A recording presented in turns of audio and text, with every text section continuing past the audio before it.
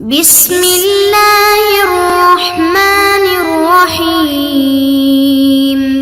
السلام علیکم ورحمۃ اللہ وبرکاتہ۔ امید ہے کہ آپ سب ایمان، صحت، عافیت اور برکت کے ساتھ ہوں گے۔ آج ہم شمائل ترمذی کا سبق نمبر 30 پڑھیں گے۔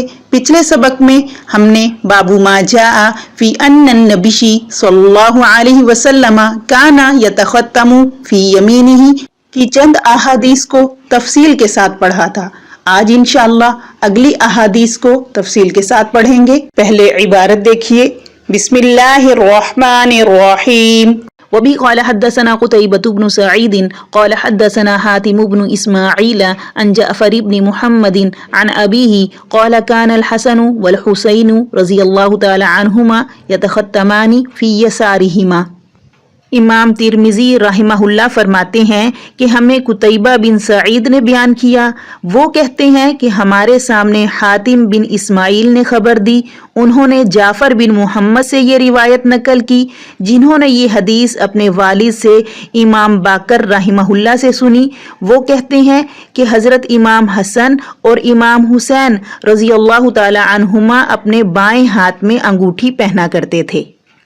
تو دیکھیے حدیث میں یہ جو کہا گیا کان الحسن والحسین رضی اللہ تعالی عنہما یتختمان فی یسارہما، یعنی کہ حضرت حسین اور حضرت حسن رضی اللہ تعالی عنہما انگوٹھیاں بائیں ہاتھ میں پہنا کرتے تھے۔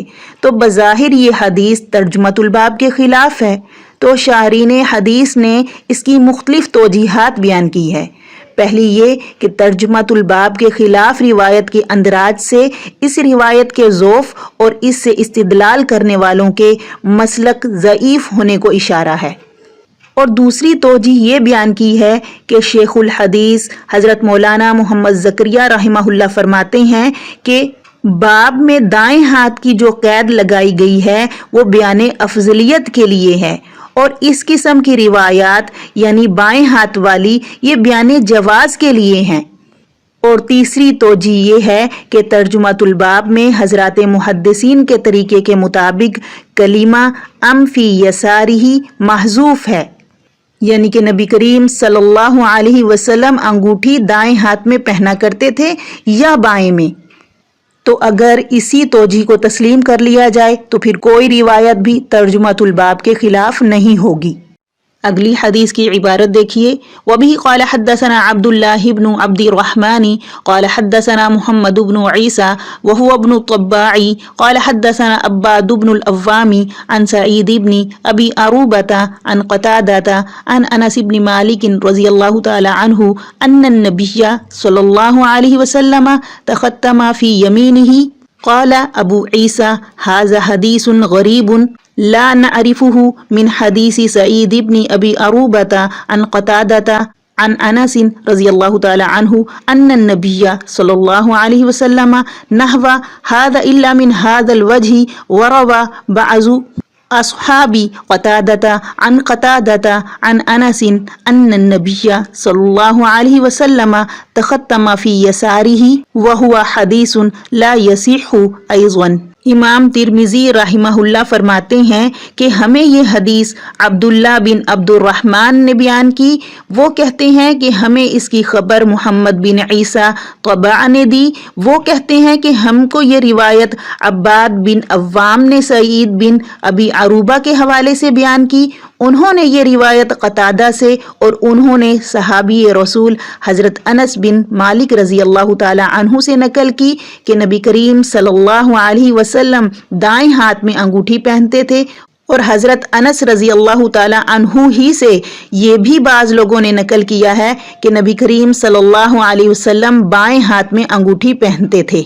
قال ابو عیسیٰ فرماتے ہیں ابو عیسیٰ یعنی امام ترمذی رحمہ اللہ ھذا حدیث غریب، یہ حدیث غریب ہے، لا نعرفہ نہیں ہم اس کو جانتے، نہیں ہم اس کو پہچانتے، من حدیث سے سعید بن ابی عروبہ روایت کرتے ہیں قتادہ سے، اور قتادہ روایت کرتے ہیں حضرت انس رضی اللہ تعالی عنہ سے، اور حضرت انس رضی اللہ تعالی عنہ روایت کرتے ہیں نبی کریم صلی اللہ علیہ وسلم سے۔ اسی طرح یہ الا مگر من ھذا الوجہ وروى بعض اصحابی اس وجہ سے کہ اس کو روایت کیا ہے بعض اصحاب نے قتادہ رضی اللہ تعالی عنہ سے، اور حضرت قتادہ روایت کرتے ہیں حضرت انس رضی اللہ تعالی عنہ سے، اور حضرت انس رضی اللہ تعالی عنہ فرماتے ہیں کہ نبی کریم صلی اللہ علیہ وسلم تختمہ پہنتے تھے انگوٹھی فی یسارہ بائیں میں، اس لیے فرمایا کہ یہ حدیث صحیح نہیں ہے، یعنی دونوں روایتیں صحیح نہیں ہیں۔ قال ابو عیسیٰ، تو یہاں پر امام ترمذی رحمہ اللہ اپنی تحقیق سے محدثین اور فقہا اور طلباء حدیث کو آگاہ کرنا چاہتے ہیں کہ ان کے نزدیک یہ دونوں روایتیں صحیح نہیں ہیں، جس کا مطلب یہ ہے کہ حضرت انس رضی اللہ تعالی عنہ کی حدیث میں ہاتھ کی تعیین نہیں ہے۔ یہ محدثین کی انتہائی احتیاط ہے کہ وہ حدیث کے ہر ٹکڑے پر گہری نظر ڈالتے ہیں کہ کون سی حدیث میں کون سا مضمون صحیح ہے اور کون سا ایسا ہے جو اس حدیث میں صحیح نہیں ہے۔ حدیث کا مضمون تو ترجمے میں واضح کر دیا گیا ہے، یہاں امام ترمذی رحمہ اللہ اپنی تحقیق بیان کرنا چاہتے ہیں کہ یہ دونوں روایتیں صحیح نہیں ہیں۔ حضرات محدثین اسناد حدیث کے ساتھ ساتھ متن حدیث کے بھی ہر لفظ پر ہر ٹکڑے پر نظر رکھتے ہیں، اسی لیے یہی وہ چیز ہے جس کی بدولت حدیث شریف کا فن آج تک نہایت پختگی اور نورانیت اور چمک کے ساتھ دنیا میں پھیلا ہوا ہے۔ نبی کریم صلی اللہ علیہ وسلم کا انگوٹھی دائیں اور بائیں دونوں ہاتھوں میں پہننا مختلف روایات سے ثابت ہے، اس لیے امام نووی رحمہ اللہ دونوں قسم کی روایات کو صحیح بتلاتے ہیں، لیکن محدثین کا قاعدہ یہ ہوتا ہے کہ باوجود متن حدیث کے صحیح ہونے کے اگر کسی خاص طریقے سے قواعد محدثین کے مطابق صحیح نہیں ہوتی تو اس خاص طریقے پر کلام فرماتے ہیں۔ اسی لیے امام ترمذی رحمہ اللہ نے قال ابو عیسیٰ سے کلام کیا ہے۔ یہ ابو عیسیٰ امام ترمذی رحمہ اللہ کی کنیت ہے۔ علماء کرام میں سے بعض حضرات نے ابو عیسیٰ کنیت رکھنے کی ممانعت فرمائی ہے کہ اس میں شائبہ ہو سکتا ہے کہ حضرت عیسیٰ علیہ السلام کا کوئی باپ تھا، تو یہاں پر اشکال ہوتا ہے کہ روایات میں ممانعت اور فساد عقیدہ کے شبے کے باوجود امام ترمذی رحمہ اللہ جیسے عظیم محدث اور امام حدیث نے یہ کنیت کیوں اختیار کی؟ ابن حجر رحمہ اللہ فرماتے ہیں کہ ممانعت کی روایات اسلام کے ابتدائی دور پر محمول ہیں، اور جب اسلام کی عظمت لوگوں کے دلوں میں بیٹھ گئی تو جواز کا حکم آیا اور ممانعت کا منسوخ ہو گیا۔ تو علماء کرام کا امام ترمذی کی کنیت برائے امتیاز تعبیر کرنے پر اجماع ہے۔ اگلی حدیث کی عبارت دیکھیے، وبه قال حدثنا محمد بن عبید اللہ المحاربی قال حدثنا عبد العزیز بن ابی حازم عن موسى بن عقبة عن نافع عن ابن عمر قال اتخذ رسول اللہ صلی اللہ علیہ وسلم خاتما من ذهب فكان يلبسه في يمينه فاتخذ الناس خواتیم من ذهب فطرحه رسول اللہ صلی اللہ علیہ وسلم وقال لا البسه ابدا فطرح الناس خواتیمهم۔ امام ترمذی رحمہ اللہ فرماتے ہیں کہ ہمیں یہ حدیث ہمارے استاد محمد بن عبید اللہ المحاربی نے بیان کی۔ وہ کہتے ہیں کہ ہمیں یہ روایت عبد العزیز بن ابی حازم نے بیان کی، انہوں نے یہ روایت موسیٰ بن عقبہ سے اور انہوں نے نافع سے نقل کی۔ وہ یہ حدیث صحابی رسول حضرت عبداللہ بن عمر رضی اللہ تعالی عنہ سے نقل کرتے ہیں کہ نبی کریم صلی اللہ علیہ وسلم نے سونے کی انگوٹھی بنائی جس کو اپنے دائیں ہاتھ میں پہنا کرتے تھے۔ صحابہ کرام علیہم الرضوان نے بھی اتباعاً سونے کی انگوٹھیاں بنوائی۔ نبی کریم صلی اللہ علیہ وسلم نے اس کے منسوخ ہونے کے بعد وہ انگوٹھی پھینک دی اور یہ فرمایا کہ میں اس کو کبھی نہیں پہنوں گا۔